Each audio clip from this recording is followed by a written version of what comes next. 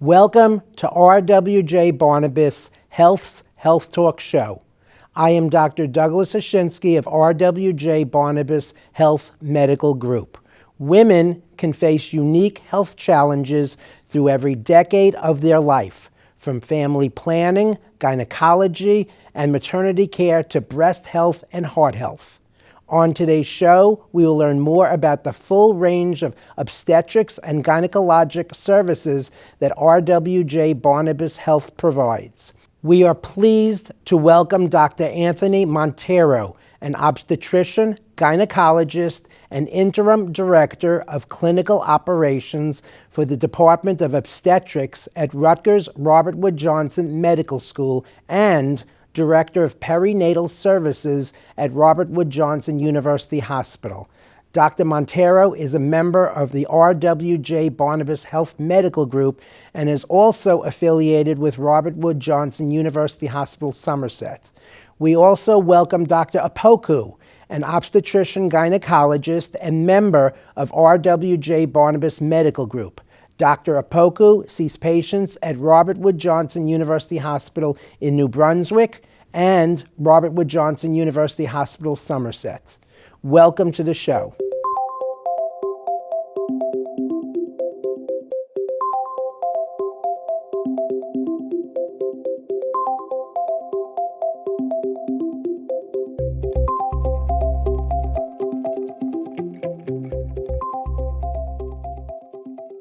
Thank you both for being here. First, for the audience, they'd like a little introduction on yourself. So, Dr. Montero, can you tell us a little bit about yourself and where you practice medicine? My name is Dr. Anthony Montero. I practice medicine both in New Brunswick and at Somerset. I am a generalist OBGYN. I practice primarily in New Brunswick, where I am the chief of the general division, and I'm the interim director of clinical operations. And I also see patients in our Branchburg location, and I deliver at Somerset Hospital as well. Thank you. And Dr. Opoku, can you tell us a little bit about your background and where you practice? Hello, I'm Jessica Opoku-Anani. I am a minimally invasive gynecologic surgeon, and I practice both at New Brunswick and Somerset as well. I'm chief of the minimally invasive or benign gynecologic surgery division. I am developing or recruited to develop a multidisciplinary endometriosis and chronic pelvic pain center. Thank you. Thank you both. And thank you for what you guys do at Robert Wood Johnson University Hospital and Robert Wood Johnson University Hospital in Somerset.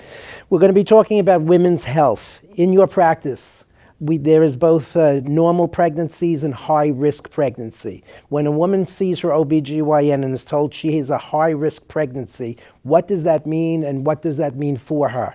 There's a lot of different aspects that go into a high-risk pregnancy. And what I tell patients is that everybody is a low-risk pregnancy until they become a high-risk pregnancy, because really a high-risk pregnancy could become high-risk, at any point in her pregnancy.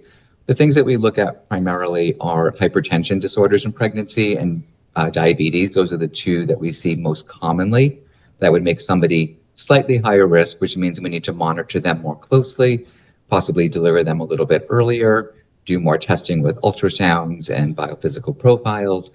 But really at any point, like a twin pregnancy or a multiple gestation is considered a high-risk pregnancy. And some women have disorders, medical disorders, coming into a pregnancy that would make them a slightly higher risk. And so we would follow them more closely with our Department of Maternal Fetal Medicine. So again, things to think about as a woman if you are considering getting pregnant is controlling your medical conditions as best as possible prior to getting pregnant to reduce the risk of becoming a high-risk pregnancy. Yeah, absolutely. And I think what's really important, and a lot of women don't realize, is that if you're considering getting pregnant, it would be very, very helpful if you came to your OBGYN prior to conception, because then we can actually look at your medical history. We can go through things, medications that you may be on that may not be safe in pregnancy, so we can switch, pregnancies over. Switch medications over. We can also do some genetic testing prior to getting pregnant to see if you carry any disorders, that could compound a pregnancy. We could test your partner to see if they carry any disorders that could confound a pregnancy. So there's different things that we can do. And another thing that's really important is to see if you're up to date with vaccines, especially with the measles outbreak that's going on right now. It's really important to know if you're immune against certain diseases, because certain vaccines you can't give in pregnancy, but you can give prior to getting pregnant. So an important point is if a couple is thinking about getting pregnant, the woman with either by herself or with her partner should visit the OBGYN prior to go through a whole series of evaluations before getting pregnant, and that would help in the pregnancy. Absolutely, especially if somebody who has medical conditions, that they're concerned about, or on medications that they're on chronically. Also, as women are now working much more than they had as in my generation or the generation before, women are now waiting later into their 30s and 40s to start families. How does that impact their risk? Well, the risk is, one, there's the risk of age. The risk of genetic disorders goes up slightly after the age of 35, but it goes up slightly. And so many women are actually delaying childbearing right now for multiple reasons. So if somebody is between the ages of 35 and 40, we do some additional testing. Once somebody is 40 and they get pregnant, we actually will follow them a little bit differently. There's some medications that we may start to prevent them from getting hypertensive disorders, like an aspirin daily. Or we may do more ultrasounds. We might want to deliver them a little bit sooner and not let them go past their due date. But we're so used to that age group, and it's not so much of a high risk situation. It's more just closer monitoring towards the end of the pregnancy. So there's slight things that you do differently with people who are high risk versus those who are lower risk.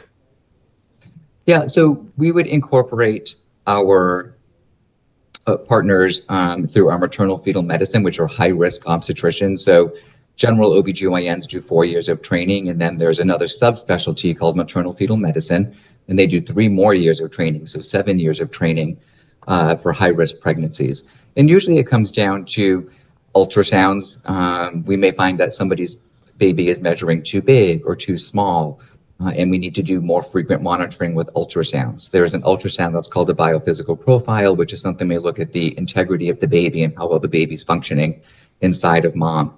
So some patients need to get that testing done a little bit more frequently. But we work hand in hand with the maternal fetal medicine specialist. So if we send somebody to one of these subspecialists, they're still seeing us for their pregnancy. We're still going to deliver them. We just may use the maternal fetal medicine specialist just as an adjunct to their care, just to give us recommendations. And sometimes women have to be delivered a little bit earlier based on certain conditions or things that are happening in pregnancy. So we just follow them much more closely. And being a woman coming to your office and you being part of RWJBH, you have that collaboration with the maternal fetal specialist as well as other specialists to help a woman who's either low risk or high risk in pregnancy. Yes, and that's true both at our New Brunswick location and our Somerset location. We have 2 maternal fetal medicine specialists that do go to our Somerset location. So if you see us in Branchburg or Warren, we can still refer you to our maternal fetal medicine specialists that are actually local versus having to come to New Brunswick. But then we also have the same providers in a bigger ultrasound unit in our New Brunswick campus. And then we also, because unfortunately sometimes there is cases where the baby needs to go to a neonatal intensive care unit, we do have a neonatal intensive care unit and services at both Robert Wood Johnson University Hospital Somerset as well as at Robert Wood Johnson University Hospital New Brunswick, correct? Correct, but there is a difference. So at Somerset, we have a level 2 NICU, which means we can deliver babies that are 32 weeks and older. And so if a patient were to come to Somerset and they were in labor or had to be delivered under 32 weeks gestation, we would actually transfer them to New Brunswick because we have a level 3 NICU in New Brunswick, and we have no cutoff to our gestational age. So we can deliver any gestational age at the New Brunswick campus. There are also other conditions. So if we know that a baby has a known cardiac or heart malformation, we would want them to deliver at a tertiary care center like New Brunswick versus Somerset because there's pediatric surgeons available immediately. if a baby was being, so there's certain conditions that we would want a patient to be delivered at a tertiary care center just in case they don't have the tools that they need or the physicians that they need to help a baby that may need that help once they're born. But at the same time, at RWJ, University Hospital Somerset, there are neonatologists who are on site 24 hours a day, 7 days a week. And can you tell us why that's so important? Well, it's so important because you never know who's going to walk through the door and you never know what's going to happen. Somebody could have a totally low risk pregnancy and they go into preterm labor at 27 or 28 weeks. And if they get to the hospital and we have to deliver them, we have to have the neonatologist present and at the delivery. They can then stabilize the baby and then they can provide a transfer to another NICU, like New Brunswick, that has a higher level of care. So we do have 24-hour neonatologists because you never know what's going to happen on labor and delivery. But labor and delivery, many things happen that we don't anticipate. So we have to work on our toes and change our direction very quickly. And having a neonatologist present makes that better for the baby. So again, everything is fluid at both Robert Wood Johnson University Hospital, Somerset, and in New Brunswick. And the fact that we are all part of one system where everyone communicates well between each other, and the fact that we're all on one EMR allows us to be able to make the transfer easily from RWJ University Hospital in Somerset to New Brunswick if necessary. Yeah, absolutely. And it helps that most of the doctors who are delivering at Somerset are doctors who are delivering at New Brunswick. So we're all partners, so basically it's one hospital with two campuses. So we have the same doctors. And so if I am at Somerville and I have to transfer a patient, I just call one of my partners in New Brunswick that I work with every day, and I'm able to make that transfer quite easily. So again, this collaboration is so important, especially in the delivery of a baby. Again, as you'd said, when you're delivering a baby, you have no idea at that point if it's going to be an easy or if it's going to be something that's going to be more complicated. Being that we're all under one system and we're all collaborating with each other and all under one EMR and all under one roof, we can communicate well. There is really no handoff between the two. The handoff is an extremely smooth handoff, and there is no stoppage. It's a continuation of care from Somerset to New Brunswick. Correct. It's a very easy transition. Now, unfortunately, as you know, it's not unusual sometimes when a couple is trying to become pregnant. Can you talk a little bit about some of the common issues that could possibly cause infertility in both men and women? Yes, I think one of the things that we don't emphasize, and you brought this up earlier, is that women are delaying pregnancy. So we are seeing that there is a lot more infertility coming up because one of the major causes of infertility is just that you start to run out of eggs. You're born with all the eggs that you are ever going to have, and you lose some of them every month. And as you get closer to your 40s and later towards your 50s, the ability to get pregnant declines quite a bit. Sometimes women will also have problems with their hormones, like things like polycystic ovarian syndrome, or other type of things with their thyroid or other hormones, and that can affect the ability to ovulate normally, which can affect pregnancy. And then other times people have problems that are structural with the uterus or their womb. They may have fibroids, or they may have something called endometriosis that causes inflammation that makes it not a great environment for pregnancy to implant inside the womb. And then other times they may have issues with scar tissue of the fallopian tubes, so that it blocks the ability of the egg to get into the uterus or the womb. And that might be from prior surgery or from that endometriosis inflammatory disorder, or it could be from a prior infection. Any of those things can affect the woman's ability to get pregnant. And then we must also keep in mind, it could be the male partner's problems with the male partner as well. So a couple comes to you, they're married, they want to conceive a child. They've already had their all of the previous testing, as Dr. Montero had talked about. What do you suggest to them, and how long do you wait before you start to consider infertility with them? Yes, that personally depends on their age. So for people that are less than 35, definitely less than 40s, we expect that most people will be able to get pregnant with regular sexual intercourse within 1 year. And if it goes beyond 1 year, then we start thinking that maybe there might be a problem. But if you are, 45, or if you have other medical problems that we think of that might make it more difficult to get pregnant, like endometriosis, we might suggest that you just try for 6 months and then we start doing a workup for infertility. Can you explain to the audience what endometriosis is and why it can affect fertility? Endometriosis is a very common disease. It affects up to estimates of 1 in 10 women. And it is an inflammatory disorder of the whole body, but it's characterized mostly, we think about pain, chronic pelvic pain, and sometimes infertility.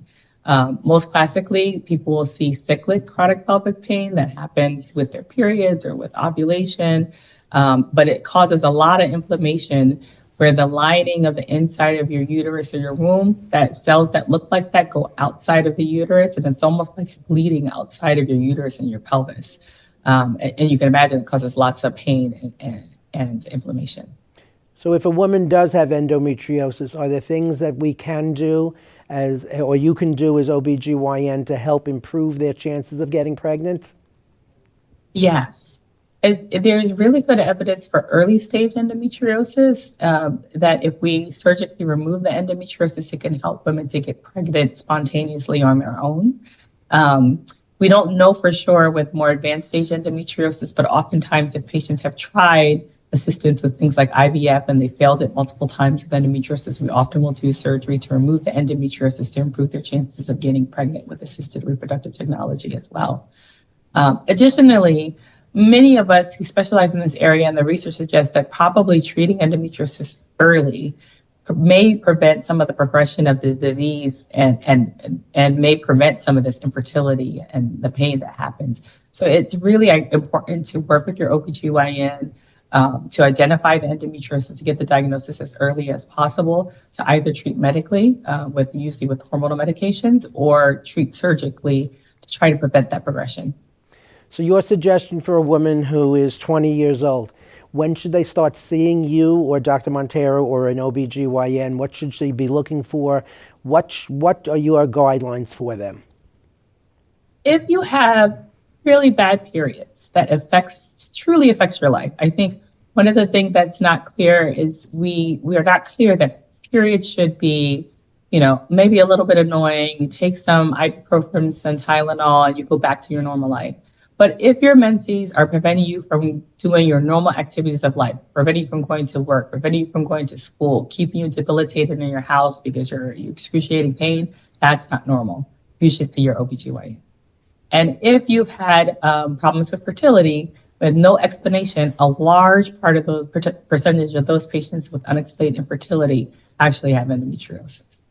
Okay, so, and then of course it's very important that the woman has a good relationship with her OBGYN, goes in for her routine evaluations as described or prescribed by her OBGYN, follows pap smear follow-ups, consideration of when they do the pap smear HPV testing also, correct? Yes, and your OBGYN always ask about your menstrual periods. They ask those questions to be able to identify these things like endometriosis, as well as do pelvic exams, which are really important. And there are some signs that we can sometimes see on pelvic exam that can help with the diagnosis as well. Can you also tell us a little bit about what fibroids are and what we should do, what women should do about fibroids and the follow-up on that? Fibroids are also very common. They affect about 70% of all women. The growths of the muscle layers of the inside of your womb, and they can cause problems if they either grow in the wrong place or they grow really big and start to push on your organs. So the most common symptoms for fibroids are either heavy periods if they grow into the lining of the uterus, or you can have bulk symptoms, which are like constipation, diarrhea, problems with pressure or pain, sometimes pain with sexual intercourse associated with the fibers pushing on structures. And do they need to be surgically removed, or can they be followed down the road and decisions made down the road? As we only intervene if you're having symptoms. So many people will have fibroids for their entire life and never need to do anything, but they should be monitored by your OBGYN. And sometimes we'll do ultrasounds yearly, depending on how big and where they're located, or at least, the very least, a pelvic exam. So your provider is monitoring how big they're growing. And then if you are having symptoms from the fibroids, and oftentimes we will surgically remove them. Sometimes we treat like heavy periods, for instance, with medications. But for a lot of patients who want to get pregnant in the future, surgical removal of them is an option, of the fibroids alone. Or if you're done with having your all the children that you want to have, there are procedures to shrink the fibroids or to do a hysterectomy to remove the fibroids, including. And again, that's a discussion for the woman to have with her OBGYN. Yes, definitely. And that's why it's very important for people to have a good longitudinal relationship with their OBGYN to follow things like that. And this way we can set up a trust between the patient and the physician. Yes. And they tell you when it's time to intervene. I think if you have a really good relationship with your OBGYN, they will tell you you're suffering too much. We need to do something about this, or this is completely normal. Don't worry about it. But it's our job to protect you, to make sure that it's not becoming dangerous. Probably one of the most common symptoms that women come into your office with is pelvic pain. Can you tell us about pelvic pain and painful periods? Is it normal, abnormal, and what should a woman do about it? Yes, there are multiple causes of pelvic pain, chronic pelvic pain in particular. The most common cause is endometriosis, like we talked about. Again, affects 10% of all women. But there are other things that cause chronic pelvic pain. People have had multiple prior surgeries. People have had accidents, trauma, sexual assaults, many different reasons for people to have pain, either in their actual pelvic organs, like their uterus and their ovaries, or sometimes it can just be nerve pain that it manifests inside the pelvis. We see lots of patients in our practice for multiple reasons for chronic pelvic pain. And I think this is one of the most underserved community of patients that we as OBGYNs treat. So my one wish is that people would come see their doctors much earlier, because there are a lot of different interventions that we can provide. Some are surgical for things like endometriosis or removal of cysts. Some of them are medications. Some of them are small, quick procedures in the office, like trigger point injections or putting little numbing medications into different structures. Or at least we can help coordinate to different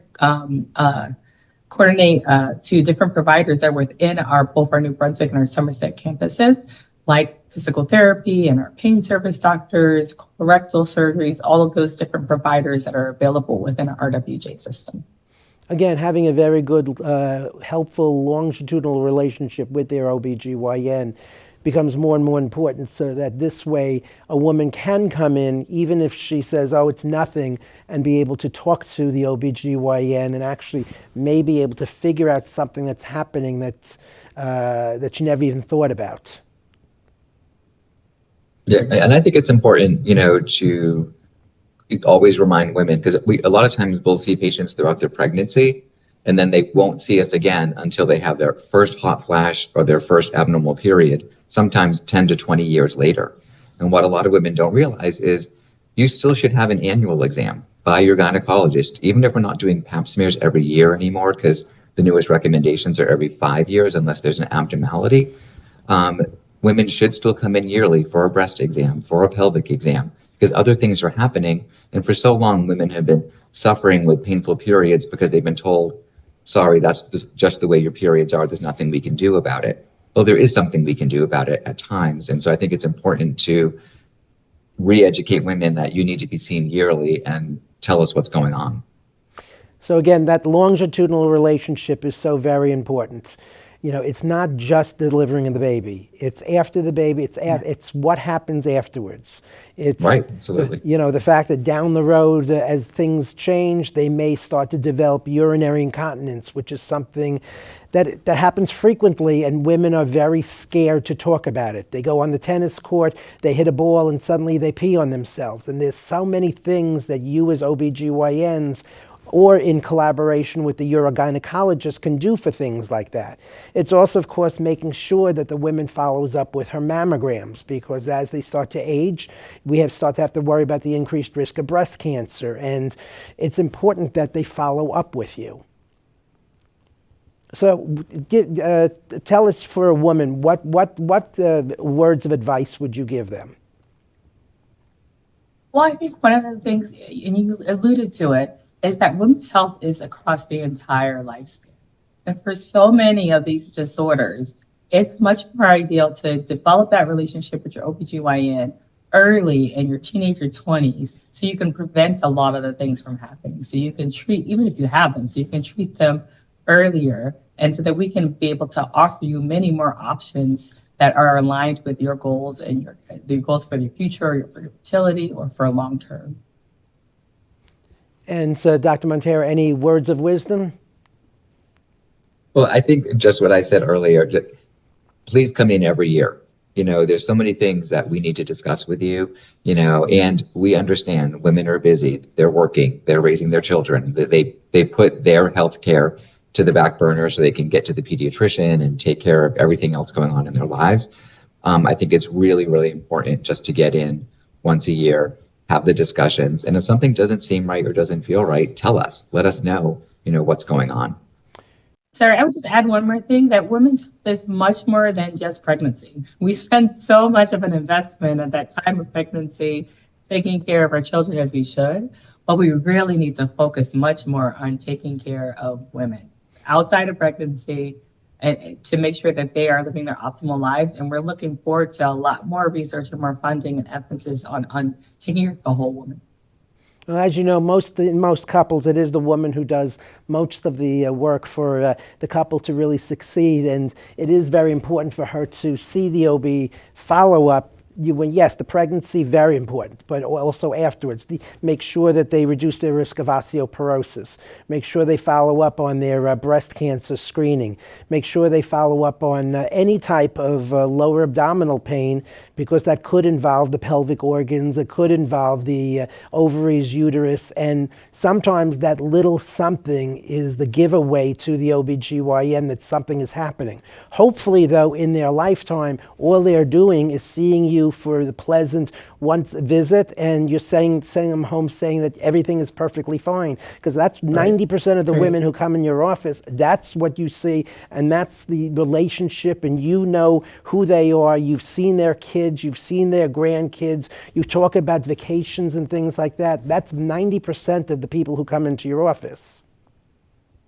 Agreed. And I think part of it also in this day and age, there's a lot of things on social media, there's a lot of things on internet, and patients just Google things, instead of just coming to the doctor and asking about it. There's a lot of false things that are out there when it pertains to women's health, whether it's pregnancy or after pregnancy. And so again, don't go to the internet to ask your question if you're having pelvic pain or irregular periods. Come to see us. That's why we're here. We don't have to see you once a year. We can see you 4 times a year. We can see you whenever you need to be seen. So thank you both for being here on our show. Thank you for everything that you do for OBGYN and for the women who are part of RWJBH Medical Group, for the ones who come to Somerset Hospital, who come to New Brunswick Hospital. Thank you for the collaborations that you have between Somerset and New Brunswick. Thank you for allowing us to visit you in your offices and see that you do a really good job for the community, and we should be very proud to have you guys on staff with us. Thank you. Thank you. That concludes today's episode of Health Talk. Please remember that the opinions expressed here today by our medical experts are not a substitute for medical advice from your own physician. If you need a physician, please call 888-724-7123. For more information about RWJ Barnabas Health's Women's Health Services, visit www.rwjbh.org/women's health.